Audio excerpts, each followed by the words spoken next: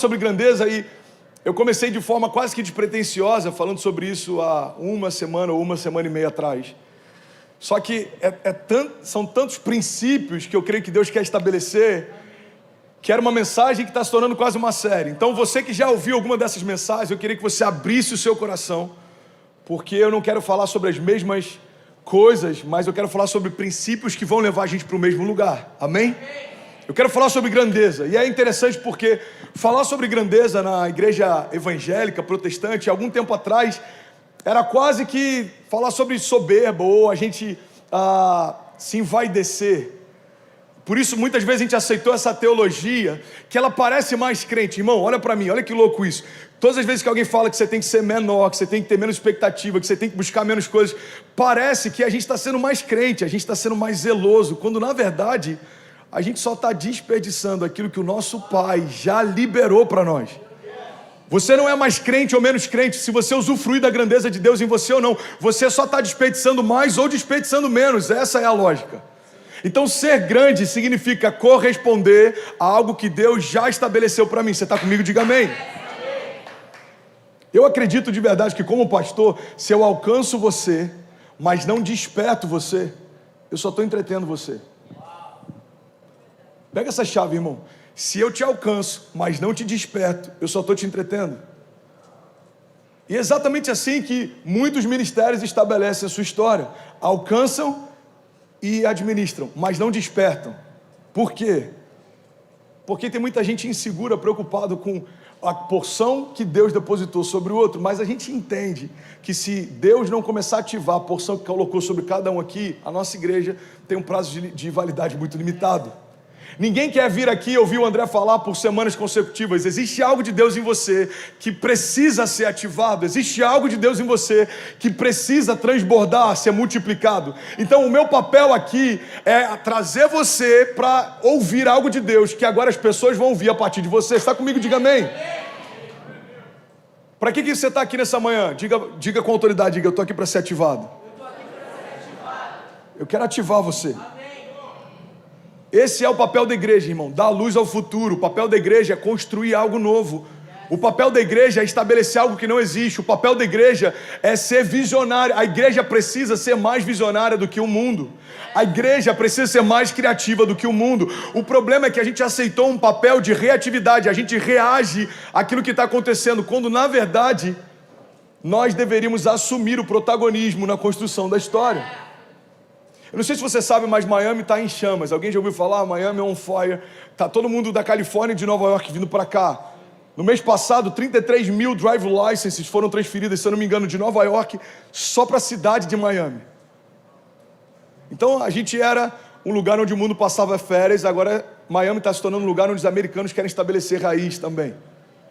Talvez seja a primeira vez na história dessa região que americanos estão começando a ter um desejo de estabelecer raízes com Miami. Porque para grande parte do norte e alguns outros estados americanos, o máximo que se pensava era comprar uma casa de praia em Miami. Passar férias quando lá faz frio. Mas tem pessoas que estão vindo para cá para estabelecer algo. André, o que isso tem a ver com a minha história? Irmão, no momento em que pessoas estão vindo para cá, a igreja precisa estabelecer novas realidades. Não dá para a gente daqui a 5 anos falar, cara, Miami explodiu, o que a gente vai fazer? Não, Deus já está nos dando a oportunidade de antecipar o novo óbvio. Você está comigo? Só que existem alguns pontos sobre grandeza que a gente precisa lembrar. O primeiro ponto que eu queria compartilhar é que nem todos querem que você desperte. Irmão, nem todos querem que você desperte. Por que, André? Porque é conveniente você permanecer onde você está. Nem todos querem que você desperte para o teu chamado, nem todos querem que você desperte para a tua grandeza, nem todos querem que você desperte para o teu destino. E a culpa é deles? Não, a culpa é sua, que permite que outros definam o limite que você vai viver. Irmão, a gente tem que assumir uma alta responsabilidade e entender que a vida que a gente está vivendo em Deus está diretamente ligada à nossa busca, à nossa fome, à nossa expectativa, à nossa entrega. Você está comigo? Então a gente ora pouco e quer que Deus responda muito. A gente semeia pouco e quer que Deus libere muito. A gente busca pouco e quer que Deus faça muito, quando na verdade a gente precisa entender que se existe ausência de grandeza em mim, é porque existe ausência de fome em mim. Irmão, é impossível alguém que tem fome pelo sobrenatural de Deus não ser ativado por Deus para viver o sobrenatural. Então o primeiro ponto que eu queria compartilhar é que nem todos querem que você desperte. Por quê? Porque é conveniente para eles. Eu vou dar um exemplo bíblico, a história de Saul e Davi. Olha que interessante, a Bíblia diz que quando Saul ele estava atormentado, eu vou usar esse termo para não ficar tão pesado. Enquanto Saul se sentia atormentado algumas noites, ele pedia para que trouxessem Davi. Então Davi tocava a harpa e o louvor de Davi acalmava o coração de Saul. Então para Saul a pessoa de Davi é incrível, enquanto é só alguém que acalma o coração dele. O problema para Saul é quando Davi começa a ser alguém que também tem um carinho do povo. Você percebe que é a mesma pessoa. O que mudou na relação de Saul e Davi? O problema não era Davi. O problema é quando Davi despertou para a grandeza de Davi. O problema de Saul, irmão, não era com Davi, não era pessoal. O problema é que o menino que tocava a harpa agora está tocando multidões. A Bíblia diz que Davi, quando começa a matar os inimigos de Israel, olha o que acontece: começa uma música a ser cantada nas ruas, começa uma história a ser falada nas ruas. Essa história é ela: olha, Saul matou milhares, Davi matou dezenas de milhares. A gente percebe na história de Saul uma síndrome, que eu gosto de chamar de síndrome do irmão mais velho. Qual que é a síndrome do irmão mais velho?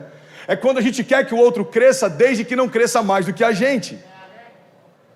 Então Saul olha para Davi, enquanto Davi é pequeno, está tudo certo, mas quando Davi desperta para a grandeza, aí começa um problema. Você quer um outro exemplo claro na Bíblia? A história de José. A Bíblia diz que quando José compartilha com os irmãos o sonho que havia tido, os seus irmãos passam a odiá-lo ainda mais. Os irmãos de José tinham um pequeno problema com José, mas tinham um grande problema com os sonhos de Deus para José.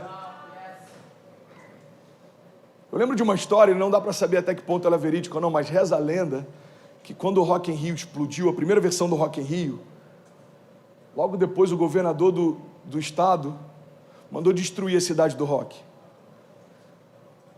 Tinha explodido, virou um evento global, tocou pessoas do mundo inteiro, várias bandas famosas foram para o Rio, foi épico, o primeiro Rock in Rio foi épico, marcou um início de um tempo, colocou o Brasil no circuito de eventos internacionais. E aí reza a lenda que foi destruída a cidade do rock, e numa reunião onde isso foi decidido, dizem que o governador falou assim entre os seus executivos: a gente precisa parar esse menino, porque o menino está crescendo demais. Então você percebe que o problema do governador não aconteceria se aquele evento não tivesse tomado uma proporção menor. O problema dele é porque ele percebeu que alguém despertou mais do que ele gostaria que despertasse. André, eu não estou entendendo aonde você quer chegar. Eu quero chegar num ponto simples. Enquanto você é neutro, o inferno não tem problemas com você. Mas quando você começa a acordar para quem você é, o que você carrega, aí você se tornou um problema. Tem uma frase do Irving McManus que eu compartilhei alguns meses atrás. Ele diz o seguinte: não vivermos com Deus nos coloca em perigo, mas caminharmos com Deus nos torna perigosos. Então o André até 16 anos atrás vivia em perigo. Tinha momentos de bons e momentos ruins, tinha momentos em que coisas quase aconteciam. Alguém que já viveu essa estação em que parece que tudo quase acontece? Está a ponto de fechar o negócio, bum, não acontece. Está a ponto de viver um romper, não acontece. Essa inconstância é comum para quem não caminha com Deus. Agora, depois que a gente começa a caminhar com Deus, você acha que tudo vai ficar mais facilitado? Não, não vai. Porque quando um gigante acorda, o inferno se levanta também. Eu quero falar sobre grandeza, irmão, porque existe uma mentira no nosso meio de que é melhor não despertar tanto, porque está confortável do jeito que está. Uma das coisas que eu mais ouço com pessoas que começam a ser despertadas e começam a perceber algumas retaliações é: pastor, antes de eu me envolver, eu não tinha esse tipo de problema. Pois é, porque para o inferno você não era um problema. Para o inferno você era neutro, era passivo, para você estava tudo bem. Mas quando você entende quem você é, irmão, todo o inferno vai tentar se levantar para parar você. A boa notícia é que existe alguém que já levantou primeiro. Se Deus é por nós, quem será contra nós? Agindo Deus em nosso favor, quem impedirá o seu agir? Então, para uma igreja nascer em Miami, coisas se levantaram contra isso. Para uma igreja nascer em Fort Lauderdale, coisas se levantaram contra isso. Para alguns milagres de Deus serem gerados nos próximos meses na tua casa, coisas vão se levantar contra isso. Eu preciso ter esse entendimento. Alguém está recebendo algo de Deus essa manhã?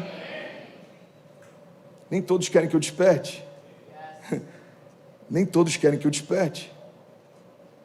A verdade é que as pessoas percebem quanto o gigante acorda, irmão. As pessoas percebem. O olhar é diferente.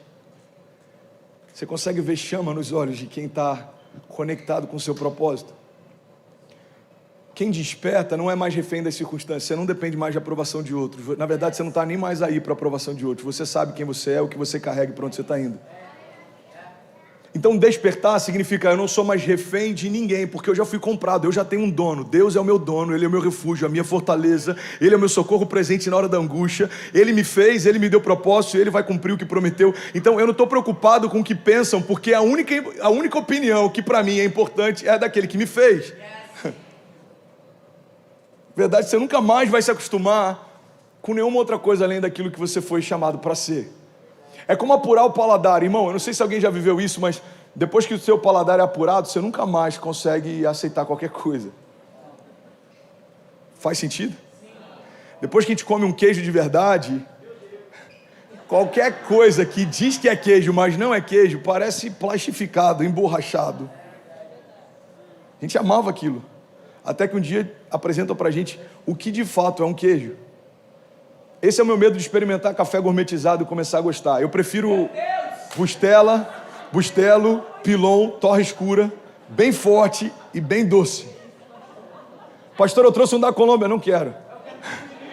Pastor, eu trouxe, não quero, porque eu já vi pessoas que são tão viciadas com um bom café gourmetizado que elas medem a temperatura da água, a quantidade da água, o tempo que vai ficar. Falam, eu não quero isso pra mim. Eu quero poder continuar chegando na casa de alguém e falar, quer que passe um café? Quero. E eu não estou nem aí qual é o café que vai vir, desde que seja forte e muito doce. É verdade ou não? Você começa a conhecer o que é bom, você não quer voltar para aquilo que antes estava bom para você. Você quer um outro exemplo claro? Alguns agora vão até se emocionar quando lembrarem disso. Direção hidráulica. Você só dá valor à direção hidráulica, irmão, quando você tem o primeiro carro. Difícil é voltar a ter um agora que não tem direção. Faz sentido? Você estava feliz com o teu carro sem direção. Qual era o único opcional dele? Trava elétrica. Aí você pega um carro com direção. Você fala, existe vida além da trava elétrica, irmão. Aí você dá o segundo update. Direção com câmbio automático. Você fala, peraí, dá para eu ir de um lugar para o outro sem passar marcha? Se eu esquecer de tirar o pé da embreagem, ele não vai morrer? Pois é. Aqui já tem uns 50 anos já que a galera está nessa. Eu comprei minha picape old school, ano 95, ela já tem direção hidráulica, câmbio automático, ar-condicionado e retrovisor elétrico. Eu falei, uau, no Brasil isso ainda é um opcional vendido à parte. Mas por que aqui isso já faz parte há muito tempo? Porque depois que você conhece o que é bom, é difícil você querer aceitar qualquer realidade abaixo disso. Está comigo? Agora, eu só estou ilustrando com café, câmbio automático, direção hidráulica, para trazer você para um lugar. Assim é você quando desperta para o teu chamado. Não dá para viver como se fosse qualquer um, depois que você entende que você carrega a própria vida de Deus dentro de si. Você não está mais refém do lugar, você não está refém das circunstâncias, você não está refém de nada que é exterior, você não está refém de opinião de homens. Irmão, é muito bom despertar, porque pessoas bem resolvidas são pessoas que despertaram para a grandeza. Eu vou falar diante de Deus, eu estou num púlpito com muito temor com esse ambiente que a gente está aqui, tem sei lá quantas pessoas online porque tiraram aqui a referência para mim, mas eu queria falar diante de Deus uma verdade. Se a gente precisasse recomeçar, para mim é indiferente o lugar, o tempo, como, porque eu já entendi que tudo que eu vou viver não está ligado à geografia, ou ao tempo, ou à economia, mas está ligado a uma palavra. Deus me despertou para algo que é de interesse dele, então o próprio Deus é o maior interessado em fazer o que prometeu que faria. Então Deus pode começar algo no Peru, Deus pode começar algo em Miami, Deus pode começar algo em São Caetano do Sul. Por quê? Porque não tem a ver com lugar, mas tem a ver com aquilo que Deus prometeu para você. Você está comigo? Sabe alguém que entendeu isso? Abraão. Abraão entendeu que ele não era mais alguém que correria atrás de bênçãos, mas Deus tornou ele a própria bênção. A Bíblia diz que Abraão sai do lugar que ele estava, do meio da parentela dele, e vai para um lugar que ele nem sabia qual era. E quando chega lá, ele prospera. A Bíblia diz que ele prospera tanto, a ponto de ter um problema. Quantos querem ter esse bom problema? Qual que é o problema que você está tendo, Abraão? Cara, eu prosperei demais, não tenho onde guardar. Tem tanto rebanho que os meus pastores estão brigando com os pastores do meu sobrinho. Cara, não está dando. O que a gente faz? Vamos separar. Então Abraão fala para o sobrinho dele: escolhe o lugar que você quiser e eu vou para o outro. Aí ele olha de um lado o deserto, ele olha do outro os campos. Se a história você já sabe. Ele fala: eu quero ir para lá, tem campos, é florido, é frutífero. Abraão fala: tá bom. Porque Abraão entendeu que ele era a bênção. Nos campos eu vou prosperar, no deserto também. Na crise eu vou prosperar. No momento em que a economia está favorável, também. Em 2020 eu vou prosperar, em 2021 também. Quem despertou para a grandeza não é mais refém das circunstâncias. Irmão, eu queria tanto, de verdade, que isso se tornasse uma verdade para a gente tão inabalável, a ponto da gente não ficar mais olhando para o dia para saber como que vai ser. Como que vai ser? Não, a previsão é que esse ano vai ser chuvoso, então a gente já diminui expectativas. Não, irmão, a gente não deve se mover por uma previsão quando se tem uma palavra. Eu não dependo de previsões, eu tenho uma palavra. Se pessoas dissessem: Miami é o lugar com a menor probabilidade de algo acontecer, tudo bem, Deus me deu uma palavra. E se não for aqui, Deus vai usar aqui para tocar onde for, mas algo sobrenatural vai acontecer. Por quê? Porque nós temos uma palavra. Irmão, toda pessoa que recebeu uma palavra de Deus, despertou para a grandeza, não consegue mais voltar a ser quem era. E essa é a crise de muita gente que vem para cá para passar meses e acaba estabelecendo uma história. Por quê? Porque você já começou a construir algo novo. Você não aceita a possibilidade de voltar para onde você estava. Alguém já viveu essa experiência? Você recebeu um primo que veio visitar por um mês, ele acabou estendendo 6, daqui a pouco quando você vai ver, seu primo tem um business e ele mudou a história dele. Por quê? Porque ele entendeu que existe algo além do bairro que ele conhecia. A gente não pode ter uma fé bairrista em achar que Deus vai fazer na medida daquilo que eu conheço. Deus, o Deus ilimitado que criou todas as coisas, continua pronto para fazer de forma sobrenatural, superabundante, ilimitada. O que vai definir aquilo que eu vou viver em Deus não é o quanto Deus pode fazer, mas é o quanto eu estou disponível para que Ele faça. Eu posso pregar essa mensagem por 20 anos e ainda assim talvez só 20% de quem ouve vai despertar para isso. São muitas camadas de sofismas e pensamentos e eu tenho certeza que tem pessoas que devem estar pensando: ele está falando sobre grandeza porque ele quer levar a gente para algum lugar. Eu falei sobre isso em Fort Lauderdale. Eu falei: eu estou pregando sobre grandeza, 10% de quem está aqui vai achar que eu vou levantar alguma oferta extravagante no final do culto. Sabe por que você pensa isso? Porque a grandeza ainda é assustador para você. Eu não estou despertando você porque eu preciso que você faça algo. Eu estou despertando você porque você precisa fazer algo. Olha o que a Bíblia diz, irmão. Sem mim, está lá em João 15. Deixa eu pegar essa passagem aqui, ó. João 15:5 diz: eu sou a videira e vocês são os ramos. E se alguém permanecer em mim e eu nele, esse dará muito fruto. Pois sem mim, vocês não podem fazer coisa alguma. A palavra está dizendo que sem Deus você não pode fazer coisa alguma. Declara comigo, em nome de Jesus, só para parecer um pouco mais interativo. Diga: sem Deus eu não posso fazer coisa alguma. Agora entende isso, irmão. Todas as vezes que a palavra estabelece um princípio, o contrário dela é um contraponto que também foi estabelecido. Então se a Bíblia diz que sem Deus eu não posso fazer coisa alguma, a Bíblia também está dizendo que com Ele eu preciso fazer alguma coisa. Gente, eu queria tanto pregar hoje. Eu queria só 10 pessoas que quisessem ouvir hoje. Eu só queria 10 pessoas que quisessem ouvir uma palavra hoje. A palavra está dizendo: sem mim você não pode fazer coisa alguma. Agora aí comigo, irmão, você precisa fazer alguma coisa. Você precisa se envolver na construção de algo que vai além de você. Você precisa se consumir por algo que vai além de você. Irmão, você precisa despertar para a grandeza. Tem uma história que eu sou apaixonado, e eu acho que eu nunca falei sobre isso, sobre a história de Esther. A história de Esther ela é impressionante. E se o teclado puder subir, só para parecer que está um pouco mais espiritual, me ajuda aí, Vaso, que hoje está difícil. A história de Esther é interessante. Talvez eu nunca tenha pregado sobre ela, porque é o nome da minha sogra. Às vezes a gente evita misturar um pouco as coisas. Estou brincando. Mas é sério.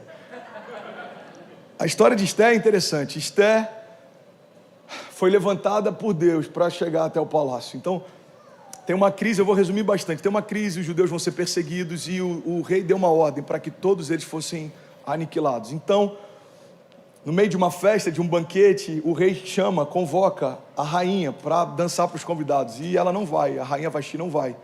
Então os conselheiros do rei começam a falar para ele, olha, se essa história se espalhar, vai dar ruim, porque vai todo mundo saber que o rei chamou sua esposa e ela não veio. E aí a gente vai chamar as nossas esposas e elas não vão vir. Eles já estavam prevendo o que aconteceria alguns séculos depois, ok?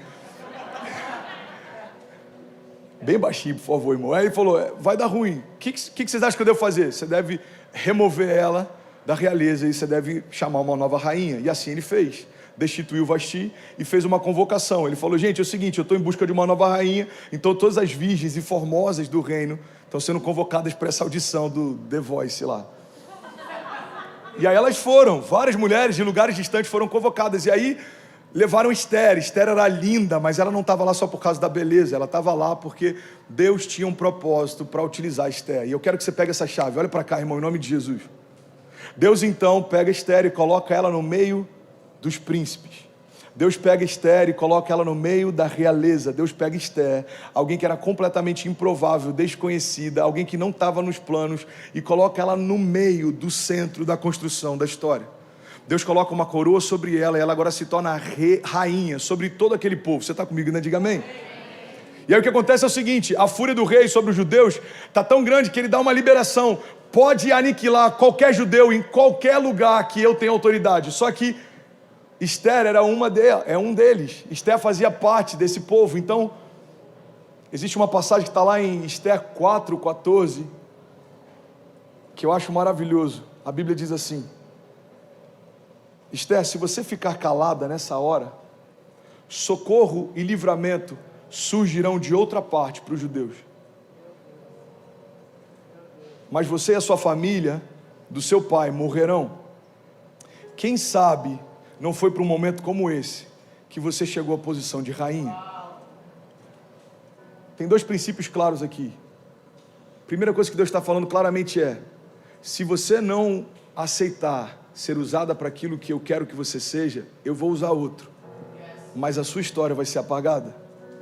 O que Deus está deixando claro é o seguinte, se não for você, vai ser alguém, mas eu não vou deixar de fazer o que eu declarei que faria.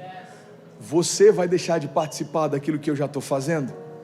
Irmão, pega isso aqui, pelo amor de Deus. Olha a palavra de Deus para Esther. Ei, Esther, se você ficar calada nessa hora, socorro e livramento virão de alguma forma para os judeus, mas a sua família não vai fazer parte disso. Segundo princípio que eu acho incrível nessa passagem é quando Deus logo em seguida diz, quem sabe não foi para um tempo como esse que você chegou à posição que está. Sabe, irmão, eu acredito de verdade que foi para um tempo como esse que Deus colocou cada um aqui onde está. E a gente precisa entender que se Deus não puder contar com a nossa casa, Ele vai contar com a casa de alguém. Mas não vai deixar de fazer no sul da Flórida e nas nações o que Ele declarou que faria. Quando eu entendo isso, obrigado, vocês são demais. Quando eu entendo isso, eu começo a ter um pouco mais de temor em relação ao que Deus está fazendo e a necessidade de participar disso. Porque para quem não despertou para isso, a gente acha o seguinte, eu estou fazendo um favor em, de alguma forma, contribuir com o que Deus está fazendo. Eu estou fazendo um favor quando eu chego uma hora mais cedo para servir como voluntário. Eu estou fazendo um favor quando eu pego um valor menor do que o tip do almoço e oferta. Eu estou fazendo um favor quando eu venho 2 cultos na semana. Irmão, eu sou muito crente, eu venho 2 vezes na semana para o culto. Você percebe que quem não despertou para a grandeza acha que está fazendo favor, quando na verdade ainda não entendeu que Deus está contando com você para liberar a favor. Entende isso, irmão? Alguém vai pegar essa chave e vai mudar a história de alguém. Se alguém for despertado aqui, eu estou feliz. Pega essa chave. Eu dormi 3h30 de ontem para hoje. Eu estou bem cansado. Eu estou dando o meu melhor. E talvez esse seja um dos cultos em que eu estou sentindo a maior resistência para conseguir fluir. Eu aprendi isso ao longo do ministério. Quanto mais fome, mais orgânico é o fluir.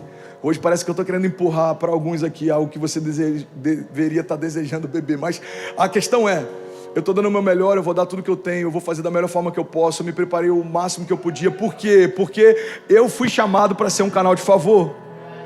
Se Deus me colocar na Tailândia, eu creio, Deus estabeleceu uma fonte de favor sobre a Tailândia. Se Deus me colocar em Miami, Deus estabeleceu uma fonte de favor em Miami. Por quê? Porque não tem mais a ver comigo, eu me tornei um canal não tem vontades, o canal não tem liberdades, um canal é só utilizado, é uma ferramenta. Você quando vai usar uma ferramenta, não pergunta para ela o que ela quer fazer. Você simplesmente pega ela e faz o que você precisa ser feito. Você não pega o teu telefone e fala, e aí, como é que você está hoje? Dá para a gente fazer umas ligações? Não, isso é quem ele é, isso é quem você é. Então em algum momento eu entendi, quem sabe não foi para um tempo como esse que Deus me colocou onde Ele me colocou. Quem sabe não foi para um tempo como esse que Deus chamou a minha casa para participar de um mover apostólico. Quem sabe não foi para um tempo como esse que Deus tirou a gente de um lugar e trouxe para outro completamente improvável. Quem sabe não foi para um tempo como esse que Deus está dando para a Cecília o inglês, está dando para o Benício a nacionalidade, porque Ele vai usar como príncipes. E eles têm que entender, você não veio para cá só para poder passear na Disney. Não, filha, Deus te trouxe para cá como Esther. Ele está adornando você, preparando você. E no tempo certo, se você se calar, Deus vai usar a casa do lado. Mas quem sabe, Cecília, não foi para um tempo como esse que Deus te trouxe para cá. A gente tem que ter esse entendimento, irmão, de que Deus transiciona pessoas, Deus transiciona realidades, Deus move. E não é só para que a gente usufrua. E é isso que eu quero que você entenda. Pega essa chave. Esther comia o que existia de melhor, vestia o que existia de melhor, morava no lugar com o que existia de melhor. Quando a gente lê o livro de Esther desde o início, você percebe que o palácio era algo que nos dias de hoje talvez a gente não tenha nada nem para comparar. Irmão, todos os tipos de mármores eram utilizados em diferentes ambientes do palácio. As colunas eram feitas pelos artistas mais habilidosos do palácio. As camas do rei para os seus convidados eram feitas em ouro e prata. A Bíblia diz no início do livro de Esther que eles fizeram uma festa para celebrar a grandeza do seu reinado, e foi 180 dias, se eu não me engano, 185 dias seguidos sem parar de festa. O rei convocou todo o povo, do maior ao menor, e por 5 dias, comida liberada e o melhor vinho do rei para todos eles. Então entende isso, ela estava usufruindo do que existia de melhor na terra, mas ela estava lá com um propósito. Você não pegou, você vai pegar. Deus já te colocou no lugar em que você pode usufruir do que existe de melhor da terra, mas Ele te colocou aqui com um propósito.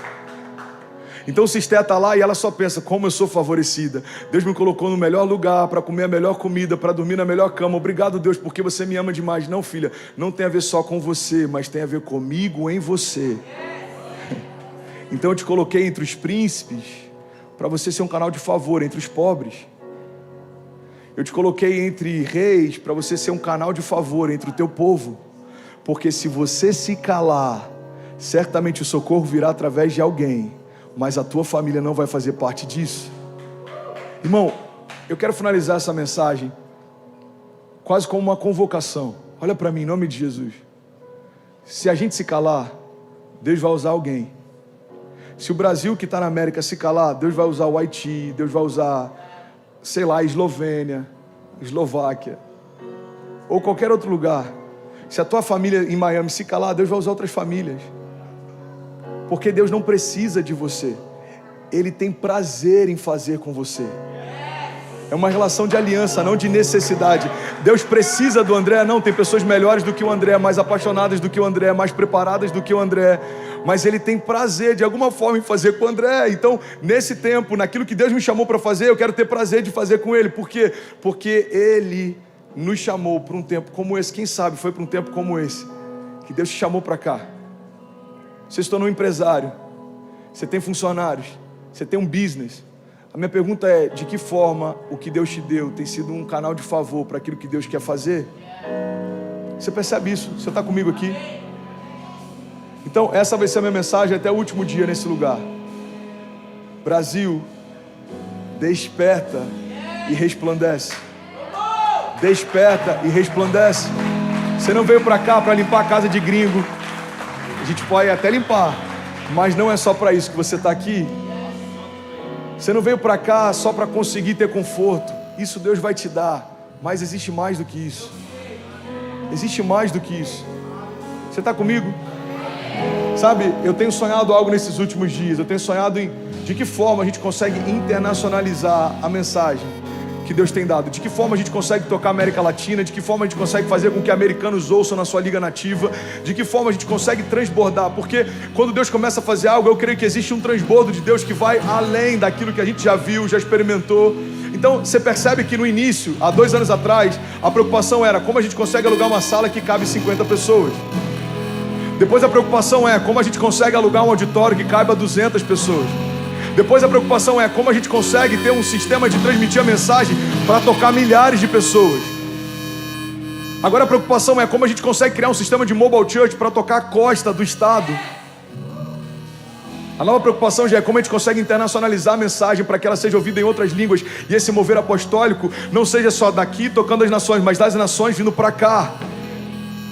Então o que eu estou compartilhando são 2 anos de ministério de pessoas completamente improváveis, do cara que está no som até o cara que está no púlpito. Cada um de nós somos completamente improváveis, somos improváveis. Somos improváveis.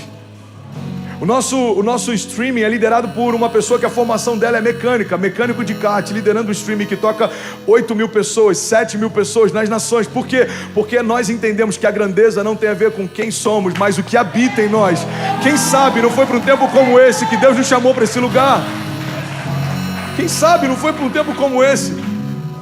Quantos pastores adormecidos aqui vieram para cá e se esqueceram que tem um chamado? Irmão, o teu chamado antecede a tua realidade hoje. Você não foi pastor, você é pastor, você só precisa despertar. Você não está aqui, irmão, para conquistar coisas. Você está aqui para fazer história com Deus. E Ele vai te dar como despojo de guerra aquilo que até aqui você se esforçava para conquistar. Você está comigo? Você não acredita nisso? 30% de quem está aqui não. Bom, eu compartilhei uma palavra no Viradão e eu só vou pincelar essa chave para entrar na palavra de hoje. Amém? Deus falou comigo ano passado, no finalzinho do ano passado, e foi muito forte essa frase, essa chave.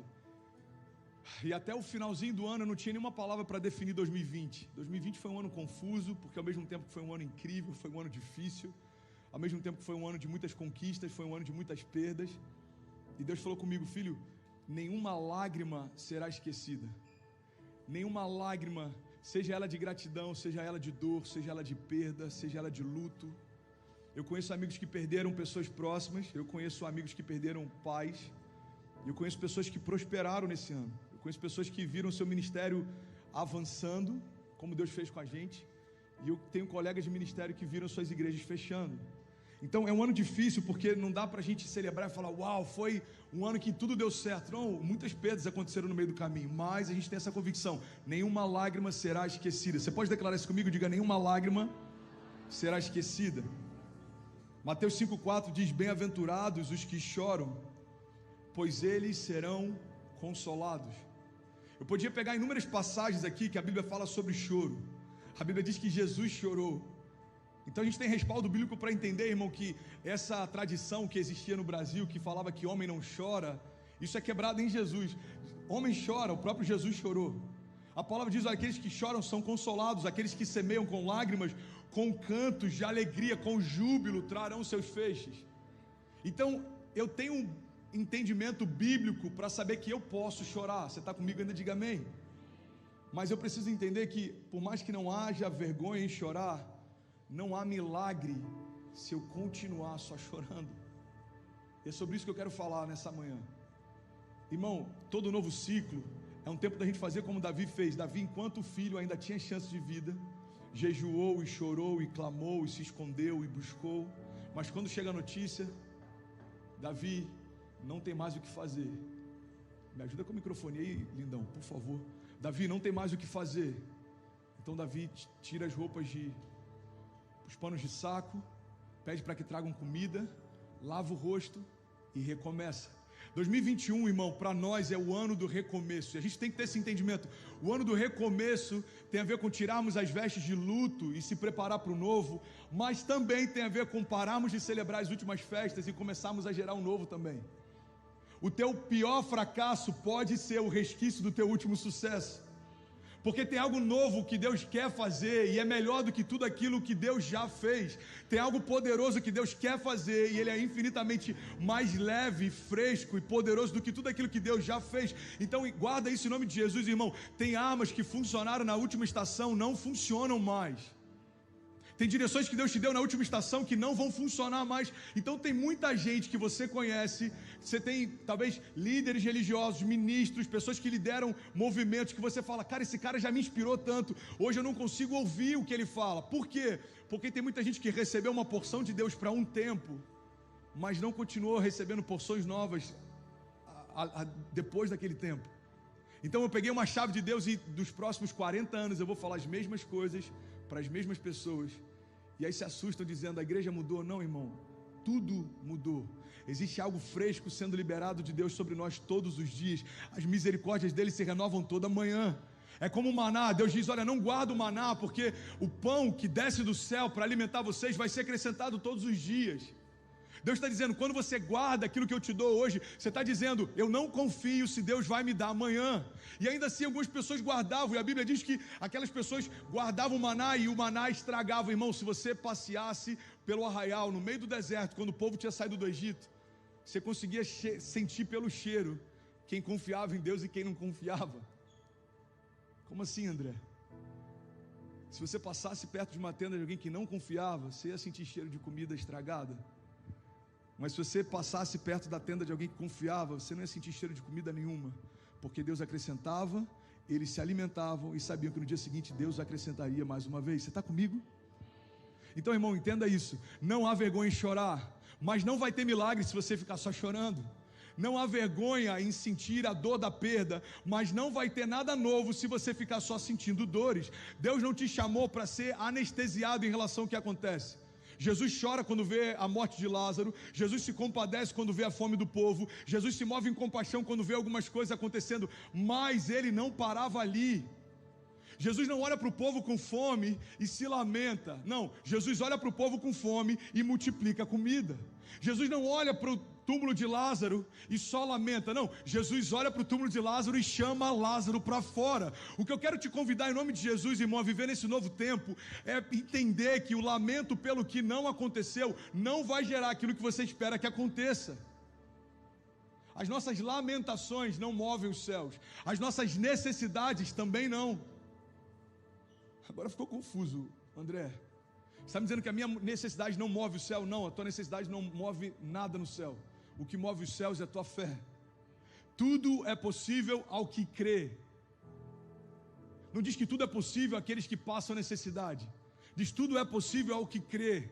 Tudo é possível ao que crê. A fé é um fundamento, é um firmamento de tratarmos as coisas que não são como se já fossem, de trazermos à existência aquilo que não existe. A fé, irmão, é você se mover por aquilo que Deus disse, não por aquilo que os seus olhos veem.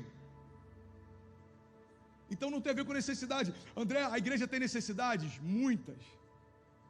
Mas eu não vou ficar aqui, como já vi inúmeras vezes pastores fazendo, e eu entendo o momento de cada um e a porção de cada um, mas eu não vou ficar aqui lamentando, gente, a gente precisa de dinheiro para contratar pastores e aumentar o staff, expandir a igreja. Todo mundo aqui sabe, ou deveria imaginar que isso acontece. Mas nos bastidores, Pai, eu creio, o Senhor vai acrescentar os investidores, o Senhor vai trazer investimento, o Senhor vai trazer pessoas que vão cooperar com a tua obra.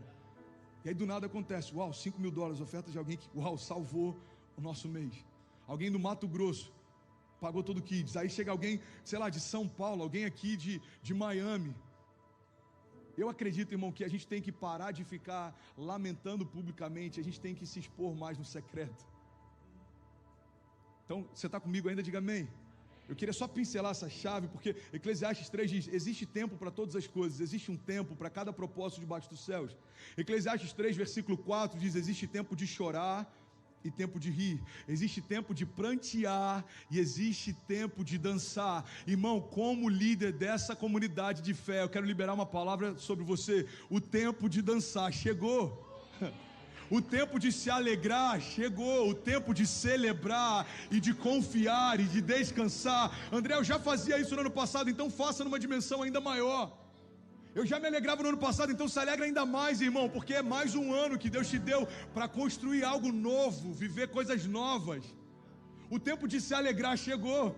Mas eu tive perdas, ok, eu também. Mas a gente precisa entender que apesar das nossas perdas, Deus continua fazendo. O Evangelho, as boas novas, a redenção, começa a partir de uma perda. O Deus que criou todas as coisas, perdeu o seu filho para ganhar você. Isso é muito forte. A base central do Evangelho. João 3,16. Deus preferiu abrir mão de Jesus por um tempo do que aceitar a ideia de abrir mão de você para sempre. Isso é João 3,16. Deus nos amou de tal maneira que Ele aceitou a ideia da perda do único filho, mas não aceitou a ideia da perda de todos nós. Você está comigo ainda? Diga amém. Então como é que começa a graça na nossa história? Quando Deus aceita perder. Irmão, eu conheço pessoas que não conseguem prosperar, não conseguem fluir, não conseguem avançar, não conseguem caminhar de forma leve, não conseguem liberar perdão. Por quê? Porque não aceitam perder. Eu não falo com meu pai há anos. Por quê? Porque ele está errado. Eu não libero esse líder que me machucou há anos. Por quê? Porque ele errou comigo, porque ele me expôs, porque ele não acreditou em mim. Eu não quero ter relacionamento com a minha ex-mulher, eu não quero ter relacionamento com o meu ex-marido. Por quê? Porque ele abusou emocionalmente de mim, porque ele me maltratou, ok. Então, a gente precisa entender o seguinte, irmão, se o próprio Deus que fez todas as coisas aceitou perder, aceita perder também. É melhor construir uma história leve do que não abrir mão da própria razão. Eu estou de pé falando com vocês hoje, porque em algum momento eu precisei aceitar perder. Homens estão vindo contra você, você decide, vai perder e vai deixar Deus te justificar, ou vai ficar esperneando e lamentando e você mesmo se justificando. Exércitos inimigos estão na tua porta, o que você vai fazer? Irmão, a gente tem que todos os dias entender que a gente já morreu para o mundo. Morto não tem vontade, morto não tem vaidade, morto não faz pirraça. Irmão, eu morri para o mundo, eu nasci para Cristo. Agora viver para mim é lucro, irmão. Morrer para mim é lucro. Viver é Cristo. Você está comigo? Amém? A gente ouve isso, até acha bonito, mas nem sempre a gente acredita. Mas essa é a chave que pode mudar a nossa história. Pastor, me dá uma chave para mudar o ano de 2021. Entender, irmão, que as perdas fazem parte do processo, mas depois que eu me resolvo com cada uma delas, eu preciso me abrir para o novo. Davi aceitou a perda do filho, mas se abriu para o novo. Deus experimentou a perda do filho, mas ao terceiro dia mandou chamar ele de volta para a vida. Você está comigo? Então eu quero falar hoje um pouco sobre, e talvez isso vire uma série para esse primeiro mês do ano. Eu quero falar sobre o que pode parar você em 2021. Você está comigo? Eu acho que é o que todo mundo quer saber, como fazer para avançar. Cara, guarda isso em nome de Jesus, eu quero pregar para você nessa manhã. Como fazer para avançar? Isso é poderoso, mas eu tenho percebido nos anos de pastoreio, que eu tenho poucos anos, que se a gente entender o que pode nos parar, isso é muito mais assertivo do que a gente querer entender o que faz a gente se mover. Porque tem muita gente parando mais por conta da autossabotagem do que pela ausência de propósito, de vontade ou de expectativa. Aquilo que diz que a gente não sobe ao nível das nossas expectativas, a gente desce ao nível do nosso preparo. Então em 2021 você não vai viver o quanto de expectativa você tem, você vai viver o quanto você se preparou e se posicionou para viver. Nenhum grande empreendedor, irmão, é grande porque tem expectativas, porque qualquer sonhador frustrado também tinha quando começou a sonhar. Nenhum pastor que você admira hoje, que tem construído uma história com Deus que tem frutos, construiu isso só porque tinha expectativa, porque todo seminarista no início da sua jornada tem expectativas. Uau, eu vou fazer, eu vou construir, Deus vai me usar. E por que 70% para no meio do caminho? Por que 30% se desvia ou abre mão da própria fé? Por quê? Porque não são as expectativas que você tem que vão determinar o que você vai viver, irmão. Expectativas, se não tiverem um posicionamento, elas são vazias, é só euforia. Então eu quero falar sobre o que pode parar você em 2021. Alguém quer ouvir isso? Diga amém. Tem tantas coisas, eu quero falar sobre uma especial hoje. Durante a série a gente vai desenvolvendo. Irmão, falta de fé é uma das coisas que pode parar você em 2021. E por mais que pareça óbvio, olha que interessante isso. Por mais que pareça óbvio, a gente gasta muito menos tempo tendo mais fé, se enchendo mais de fé, do que se enchendo de qualquer outra coisa. A palavra de Deus diz que a fé vem por ouvir e ouvir a palavra de Deus. Então você quer ter mais fé? Ouça mais o que Deus diz. Só que se a gente for parar para analisar 2020, talvez a única porção da palavra que a gente tinha era 40 minutos de uma pregação semanalmente no domingo que a gente vinha. Então eu sei que a fé é o que me faz romper, e eu sei que a palavra é o que me dá fé. Quanto tempo eu me exponho a ela? 40 minutos, durante 7 dias. Você quer viver mais milagres? Então, irmão, não diminui sua expectativa, aumenta a tua fé. Como que ela é aumentada? Se expondo à palavra que sai da boca de Deus. Alguém pode dizer glória a Deus por isso? O que pode me parar em 2021, André? Falta de visão. Não tem nada pior do que um tolo motivado, irmão. Falta de visão faz a gente correr com convicção em busca de nada e faz a gente chegar mais rápido em lugar nenhum. É como a vida numa esteira, você está cansado, você está suado, e você acredita, não, vai chegar em algum lugar, isso vai me levar a algum lugar. Depois de anos você percebe que você só está cansado, mas não tem propósito na tua jornada. É como correr atrás do vento. Irmão, quem não tem uma visão clara de futuro, para por qualquer obstáculo no meio do caminho. Uma visão clara faz o propósito ser mais leve. A Bíblia diz que Jesus, pela alegria que lhe fora proposta, suportou a cruz. Olha para mim. Jesus, pela alegria que lhe fora proposta, suportou a cruz. A Bíblia ainda diz, olha, então olhe para Ele, para que vocês não cansem, desanimem. A palavra está dizendo, irmão, Jesus estava na cruz, Ele estava sendo humilhado, as roupas dele estavam sendo vendidas, Ele foi cuspido, Ele foi exposto, mas a alegria que Deus propôs para Ele estava o tempo inteiro no campo visual de Jesus. A Bíblia diz, pela alegria que fora proposta, Ele suportou a cruz. Tem muita gente que está abrindo mão da sua cruz porque está esquecendo da alegria que Deus propôs. Pela alegria que foi proposta, Jesus não abriu mão da jornada. André, por que tem gente que desanima no meio da caminhada de fé? Porque não ama tanto Jesus como a gente que decidiu estar aqui no primeiro domingo? Não, irmão, tem muita gente que ama Jesus muito mais do que todo mundo aqui e ainda assim parou. Por quê? Falta de visão e clareza. Se cansa tentando conquistar algo que Deus já estabeleceu como herança. Se cansa tentando ter aprovação quando o próprio Deus já aprovou. Se cansa tentando fazer coisas que Deus nunca pediu para fazer, construir coisas que Deus nunca te chamou para construir. Você está comigo ainda? Diga amém. O que pode me parar em 2021, irmão? Falta de clareza. Guarda isso, você está comigo? Guarda isso, irmão. Pega essa chave. Se você for pegar o ministério de Jesus, acompanha num gráfico. A gente falou sobre investimentos ainda há pouco, acompanha num gráfico. O ministério de Jesus começa o seguinte, ele sozinho, numa manjedoura com seus pais. Depois ele ensinando na sinagoga. Depois ele começa o seu ministério, é batizado e os milagres acontecem. Depois as multidões começam a segui-lo. Depois as multidões começam a pressioná-lo de tanta gente que ia atrás dele. Depois ele chegava e as cidades paravam, saudavam ele. Só que quando chega no momento do ápice do seu chamado, pega essa chave em nome de Jesus, irmão. Ninguém estava lá. Os discípulos foram embora, os apóstolos se esconderam. Sabe o que a gente aprende com o ministério de Jesus? No momento em que ele estava mais isolado, foi onde aconteceu o ápice do seu propósito. Eu não peguei a chave ainda, André, me explica melhor. Eu vou te explicar, irmão. A gente tem que entender que para viver o que Deus prometeu que faria, não depende de ninguém ao nosso redor, senão a promessa que a gente já carrega. Se a gente for analisar o gráfico de Jesus, irmão, no momento em que ele estava mais sozinho, no momento em que ele tinha menos popularidade, é o momento em que o chamado dele se cumpriu com plenitude. Guarda isso, irmão, em nome de Jesus. Tem muita gente que está deixando de viver porque está esperando que outros concordem com o sonho que você carrega, ou te incentivem, irmão, você não precisa de nada além daquilo que Deus já depositou em você. Em alguns momentos da minha caminhada, se eu dependesse de aprovação de outros para continuar o ministério, eu tinha parado lá atrás. Você tem que ter essa visão clara de falar, eu sei em quem eu creio, eu sei o que Ele me disse, eu sei a visão que Ele me deu, eu sei para onde Ele está me levando, e eu sei, porque sei que Ele é fiel para cumprir tudo aquilo que me prometeu. Eu sei que Ele não é homem para que minta, nem filho do homem para que se arrependa. Eu sei que agindo Ele, quem impedirá o seu agir? Eu sei que Ele é por nós, então quem será contra nós? Eu caminho com uma firme convicção que podem 1000 cair ao meu lado, irmão, 10.000 à minha direita, eu não serei atingido. Eu encontrei uma firme habitação e nela eu me escondo, e nela eu tenho sombra, e a sombra do onipotente eu descansarei.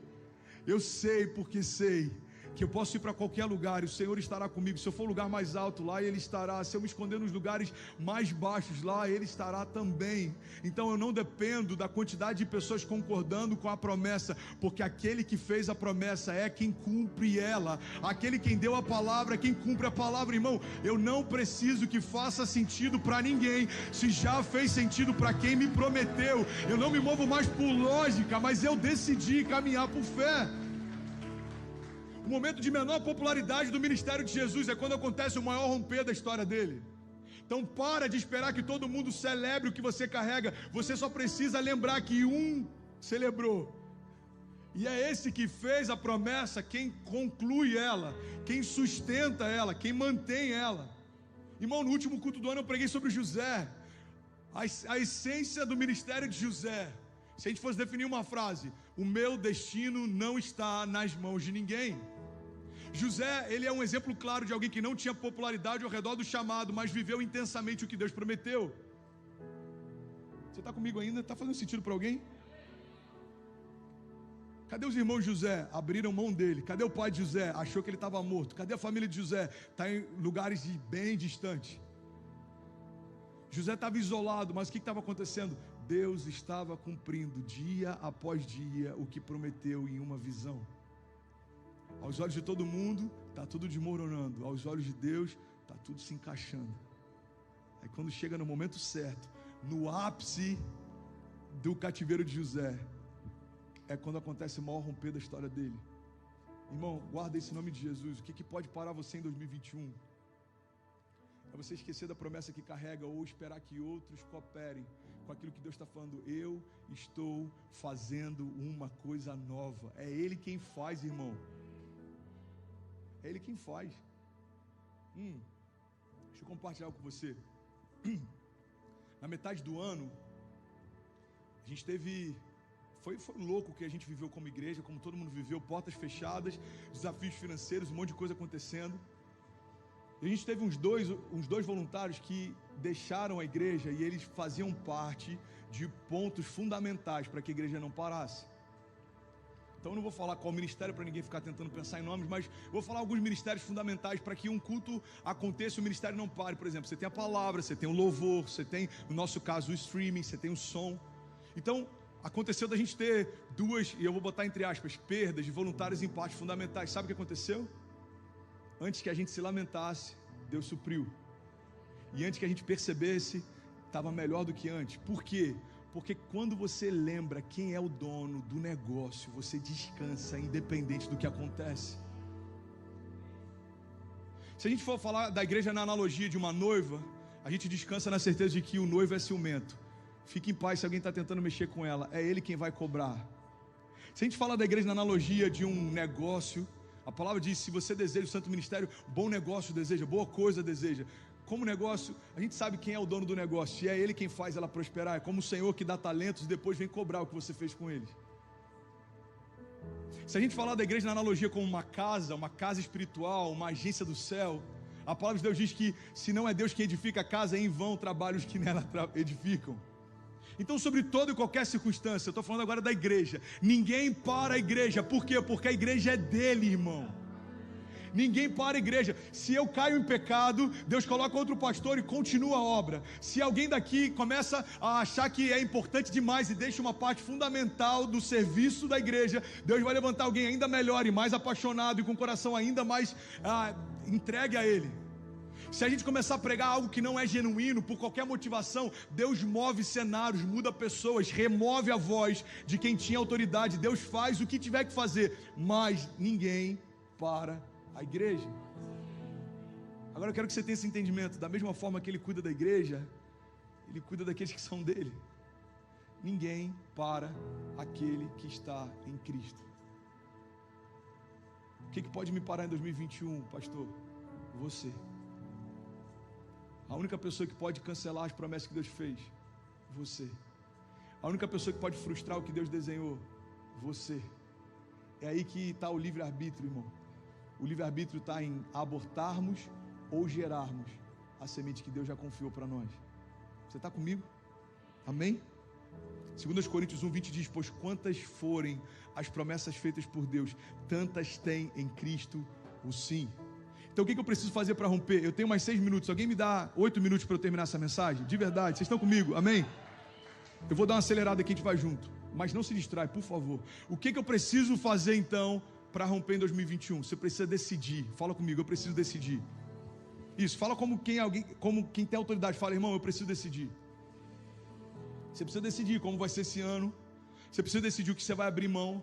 Você precisa decidir quais alianças você vai fazer, quais você vai precisar abrir mão delas. Você precisa decidir quais portas você vai entrar e quais você já entendeu que Deus te pediu para sair. Irmão, o que vai mudar a tua história nesse novo ano não são as suas intenções, são as suas decisões. Tem muita gente bem intencionada, frustrada ano após ano. Por quê? Porque tem boas intenções, mas não faz boas decisões. Quantas meninas eu conheço que tinham uma intenção de ter uma família incrível, mas não decidiram bem com quem iam começar essa história? Quantos ministérios tinham uma intenção incrível de fazer algo, mas não decidiram bem qual era a base de expectativa que tinham? E começa a esperar em homens aquilo que só Deus pode fazer. Irmão, quantas pessoas se frustraram não porque tinham intenções ruins, mas porque fizeram decisões ruins? Eu preciso decidir a confiar. Você pode declarar comigo, diga, eu decido confiar. Salmos 37:3 diz: confie no Senhor e faça o bem, e assim você habitará na terra e desfrutará de segurança. Deleite-se no Senhor e Ele atenderá os desejos do teu coração. Entregue o seu caminho ao Senhor, confie nele e Ele agirá. E Ele deixará claro como a alvorada que você é justo, e como o sol do meio-dia que você é inocente. Descanse no Senhor e aguarde por Ele com paciência. Não se aborreça com o sucesso dos outros, nem com aqueles que maquinam o mal. 4 chaves sobre decidir: decida confiar, decida se deleitar, decida entregar, decida descansar. Medita depois Salmo 37, do versículo 3 ao 7. Aquele que decide confiar habita em segurança. Aquele que decide descansar prospera. Aquele que decide se alegrar, aquele que decide ofertar, aquele que decide entregar, aquele que decide caminhar, aquele que decide perdoar, aquele que decide mergulhar, aquele que decide parar tudo para ouvi-lo, aquele que decide parar tudo para ter tempo com Ele. Irmão, olha para mim em nome de Jesus. A gente tem que entender que Deus não tem filhos prediletos, mas tem filhos que têm essa predileção por Deus. Deus não tem filhos favoritos, mas Ele tem filhos que tem Deus como sendo o seu favorito. Então para de achar, por que com o outro é tudo fácil, irmão? Ao invés de a gente entender que Deus faz mais por Ele, a gente precisa questionar, será que Ele não tem feito mais com Deus? Não é normal a gente ver alguém como o pastor Márcio e achar que da parte dele não existe uma busca. Não, ele tem uma graça diferente, ele tem uma graça diferente. E onde começa a graça dele? Na fome que ele tem por Deus. Ele começa a falar de Deus e ele se emociona. Ele começa a falar de pessoas e ele se emociona. Ele começa a falar da igreja e ele se emociona. Então não dá para achar que Deus tem o pastor Márcio como alguém favorito. Não, o pastor Márcio tem Deus como sendo o seu favorito. E isso faz com que Deus derrame tudo que ele precisa e tudo que ele deseja. Olha o que a palavra de Deus diz, irmão. Entregue o seu caminho no Senhor e Ele agirá. Se deleite nele e Ele atenderá aos desejos do teu coração. Às vezes tem faltas de sonhos se cumprindo. Talvez está tendo falta de deleite em relação ao que Deus já está fazendo. Às vezes a gente está sentindo falta de segurança, porque talvez está acontecendo falta de confiança. Então, ao invés de perguntar para Deus o porquê que Ele não está fazendo, a gente precisa se perguntar o que a gente ainda não fez para que Deus faça aquilo que Ele prometeu que faria. Faz sentido para alguém? Você está comigo? O que vai definir 2021 são as suas decisões. Tiago 4,7 diz: aproximem-se de Deus e Ele se aproximará de vocês. Eu confesso que o final desse ano, os últimos talvez 2 meses, foram os mais difíceis para mim. Eu terminei esse ano de 2020 exausto, irmão, exausto sobre todos os aspectos, emocionalmente, fisicamente e até espiritualmente. Eu busquei menos a Ele nos últimos 2 meses do ano, eu tive menos tempo com Ele, eu parei muito menos do que eu parava até então para ouvi-lo ou para me deleitar nele. Por quê? Porque tem mutirão, porque você tem que fazer, porque a igreja não pode parar, porque está acabando o ano, porque tem que terminar algumas coisas, porque tem alguns desafios financeiros. E sabe qual é o fruto disso? Exaustão, irmão. Você faz menos, se cansa mais. Você fica numa linha muito tênue entre você desistir ou você desanimar. Por quê? Porque você está tendo menos tempo com Ele. Irmão, o segredo do sucesso de todo herói da fé é ter prazer em ter tempo com Deus. Algo que pode mudar a nossa história em 2021 é a gente decidir: eu quero ter mais tempo com Ele.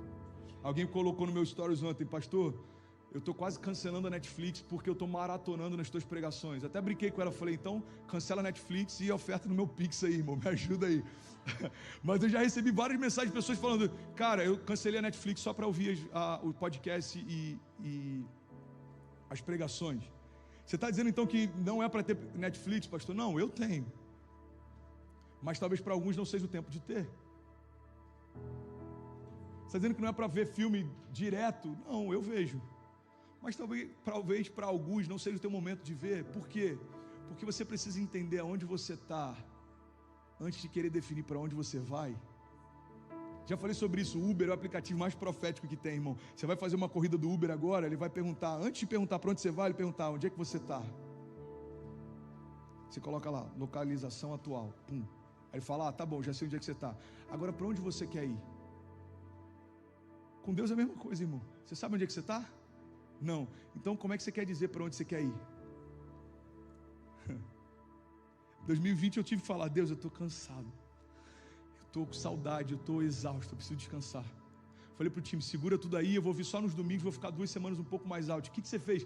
Eu não fiz nada, irmão. Eu botei na minha programação: a gente vai para o Indermi, vai tomar sorvete de menta com chocolate, que a gente amava fazer quando morava em Orlando. A gente vai para Celebration, eu quero parar na frente daquele lago, tomar um café da manhã bem americano, naquele café que tem ali, e eu vou ficar só contemplando. O que você fez, pastor? Nada. Fiquei em casa com Cecília, Benício, Kezinha. A gente foi almoçar na casa de um amigo e foi jantar na casa de outro. Mas eu sabia que se eu não parasse, desacelerasse e recebesse, irmão, eu não ia conseguir continuar mais muito tempo. É você que precisa entender em que momento você está, irmão. Em que momento você está esse ano. Como é que terminou 2020 e como é que você começa esse novo ano. Lembra da onde caíste, é o que a palavra diz. Então você tem que saber quais são os seus pontos sensíveis. O que está te faltando? O que faltou em 2020? André, eu terminei 2020 sem saber para onde eu estava indo. Falta visão? Então investe em clareza de visão esse ano. André, eu terminei 2020, eu não tenho alegria em servir na igreja. Então investe no teu coração, porque alguma coisa está errada, irmão. Se você não tem prazer de servir e você só quer vir para consumir, você não é um filho, você se tornou um cliente sem perceber. Eu quero ir, se o ar-condicionado estiver ruim, eu não sei se eu vou ficar indo nessa igreja, porque na outra americana o ar é melhor. Eu quero ir, mas se a palavra não estiver legal 2 semanas seguidas, eu acho que talvez não esteja tão inspirada essa série. Na próxima eu volto. Irmão, nós não somos consumidores. Tem que sair esse espírito de cashback and return da gente. Eu não gostei, está aqui o recibo, eu preciso do meu dinheiro de volta. Sabia que a gente viveu isso esse ano, inclusive com um dos voluntários que eu citei há um tempo atrás? Pela primeira vez na história eu vi alguém que pediu uma oferta de volta.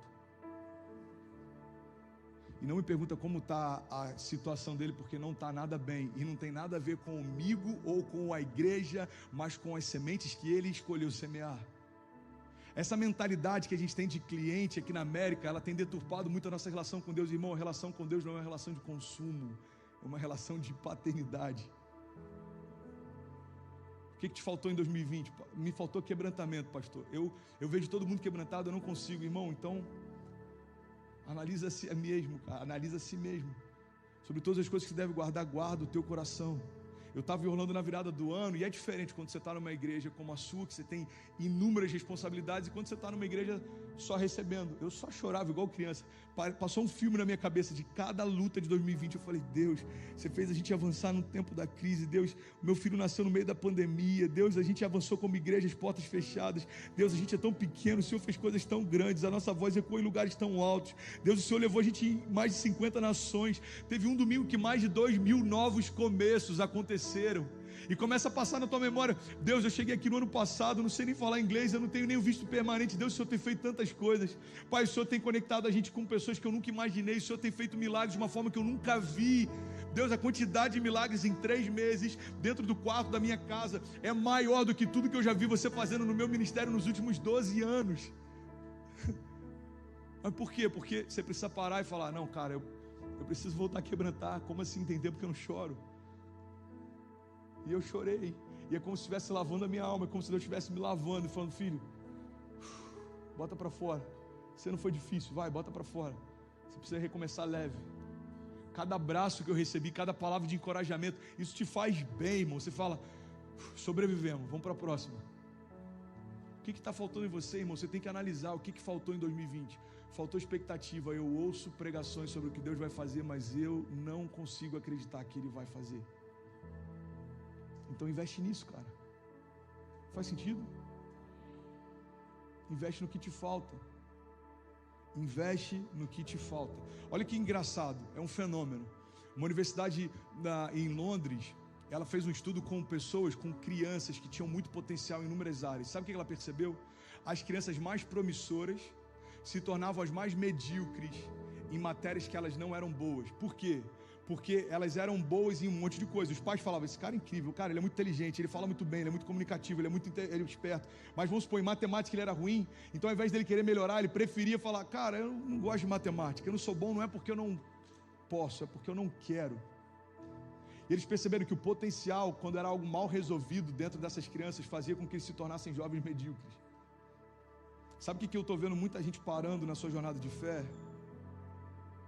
Porque às vezes tem sucesso em inúmeras áreas, mas não consegue reconhecer que talvez na sua caminhada você ainda esteja vivendo alguns fracassos.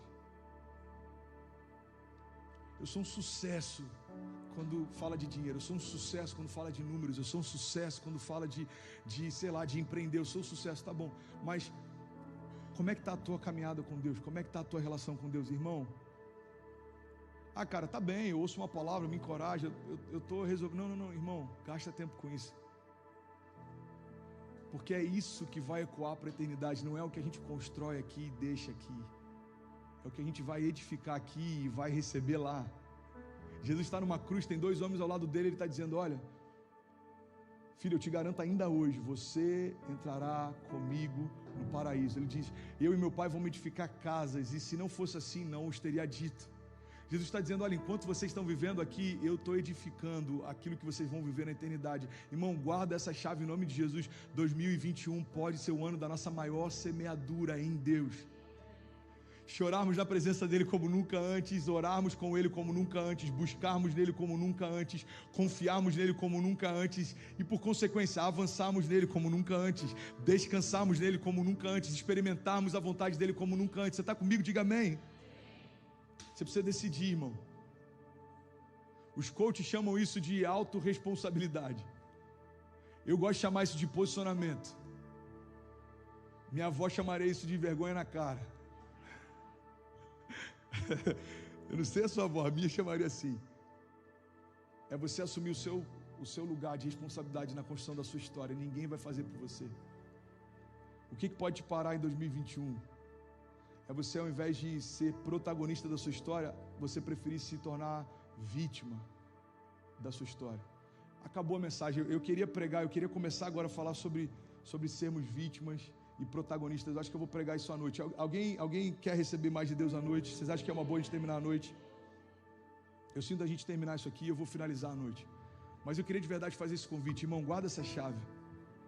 Ao invés de ficar gastando tempo pensando em que você quer viver, gasta um pouco de tempo no início de cada ciclo pensando no que te falta para chegar lá. Não se ilude só com otimismo ou positivismo. Vai dar tudo certo. Por quê? Porque vai. Não vai dar tudo certo porque vai. Vai prosperar porque Ele é a minha segurança.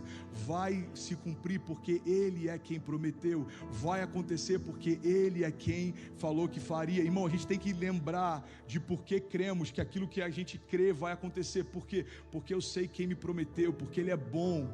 Uma das coisas que a gente fez no início aqui, a banda pode subir e o Lê, se puder, pode ligar o ar-condicionado, porque tá calor aqui, irmão, para mim, 75 ali, misericórdia. Obrigado, tá lindão. Eu não consigo não falar isso no microfone, quer dizer, você fala tudo no microfone, é porque eu fico esperando, deu 6 minutos eu falo, alguém se ligou que tá calor, que o micro... Enfim. Me ajuda, Jesus. Esses dias eu reclamei que estava com um filtro. Esse filtro tá errado, irmão, muda o overlay ali. Pastor, mas não pode falar, irmão, mas não consigo. Eu tô olhando ali, tem 3 minutos, ninguém percebeu, aí eu vou lá e falo. Mas amém. Volta aqui, você está comigo ainda? Amém? O que eu estava falando?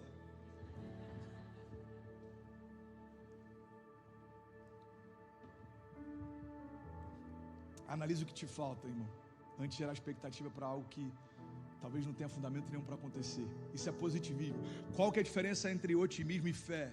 O otimista acredita que vai ficar tudo bem porque vai ficar tudo bem.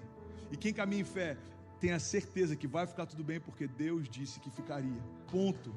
O que muda não é o sentimento ou a convicção. O que muda é o que te faz você crer naquilo que você crê. Eu vou dar um exemplo.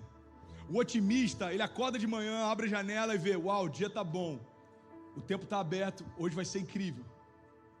Ele depende de cenários, então na primeira gota de chuva, ou quando o tempo muda, ou quando chega um SMS com uma notícia ruim, ou quando na Globo fala alguma coisa lá no Globo.com, aconteceu algo, fecharam as barreiras, fecharam a embaixada no Rio de Janeiro, aconteceu, enfim, qualquer coisa. O cara começa a falar, uau, acho que o dia hoje não vai ser tão bom. Por quê? Porque ele se tornou refém das circunstâncias.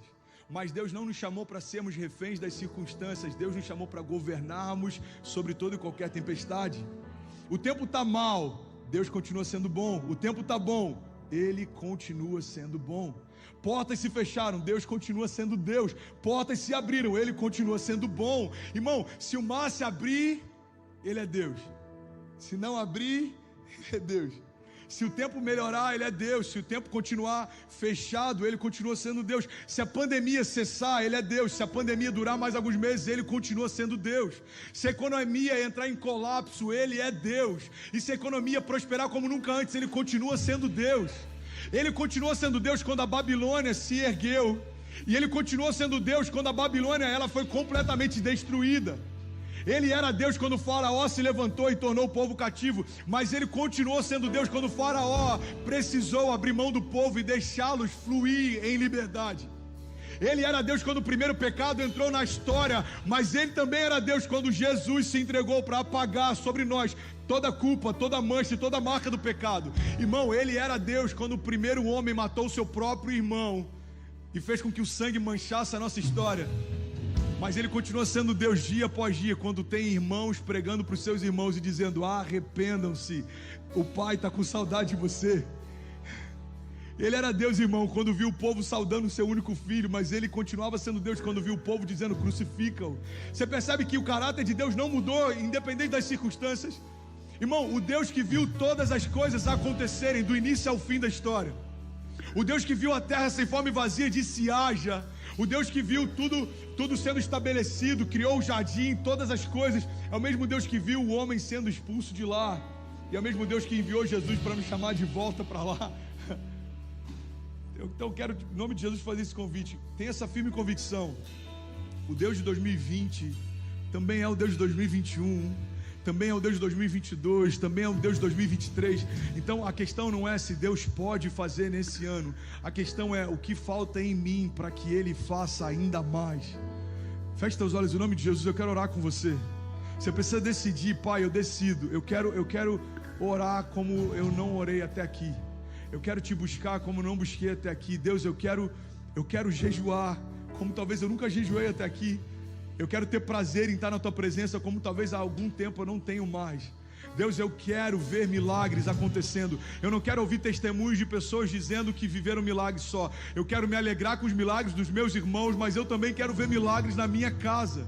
Deus, eu não quero só ficar pedindo em oração, mas eu também quero me tornar a resposta de oração. Me mostra aonde algo está faltando para que eu seja canal de provisão sobre aquele lugar. A Tua palavra me garante, Pai, que nós não pediremos emprestado, mas emprestaremos às nações.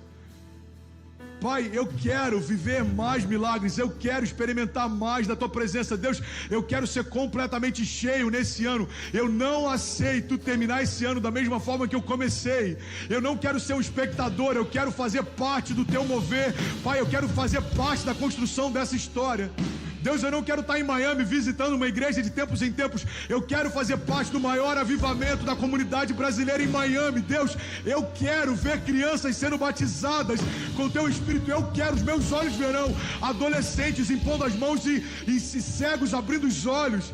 Eu quero, Deus, ver o Teu Espírito passeando no auditório e mudando a atmosfera. Eu quero, Pai, começar a ler uma passagem bíblica na minha casa e toda a atmosfera do meu lar ser transformado. Eu quero, Pai. liberar palavras e ver palavras se tornando realidades. Eu quero, Jesus, fazer um devocional pela manhã e palavras que o Senhor me deu de manhã se cumprirem até o tardar do dia. Deus, eu quero ser um braço para aqueles que precisam de ajuda. Eu quero ser canal de provisão para aqueles que precisam de sementes. Deus, eu quero ser voz para aqueles que não conseguem nem clamar. Me lembra de pessoas, de famílias, me dá nomes, Deus, de pessoas que eu vou interceder.